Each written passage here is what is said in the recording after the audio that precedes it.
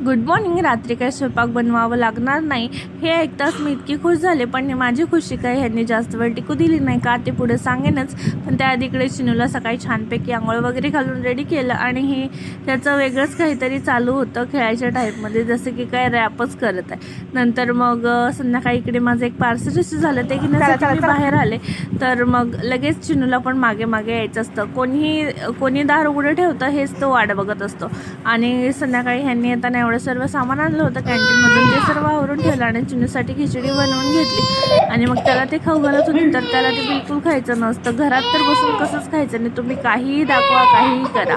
आता त्याला इतकं छान कळायला लागलं ना की बाहेर गेलं गाड्या वगैरे हे ते दाखवले की मग खातो बरोबर.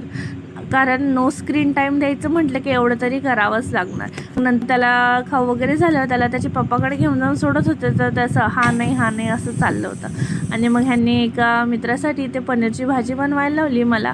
आणि मग वेळ होता म्हणून म्हटलं चला शेंगाचे लाडू बनवून घेऊ. त्याच्यासाठी ते छान शेंगा भाजून घेतले आणि गूळ पण बारीक करून घेतलं. नंतर मग दोन्ही मिक्स करून छान ग्राइंड करून घेतलं आणि तूप टाकून लाडू बनवायला घेतच होते. तेवढ्यात हे आले चिनूला घेऊन आणि माझ्यासाठी भाजी चपाती पण आणलं होतं. मग पहिल्यांदा लाडू वगैरे बनवून घेतला आणि मग नंतर जेवायला घेतलं. तर असा होता आजचा दिवस. चला तर मग भेटूया परत. Bye bye.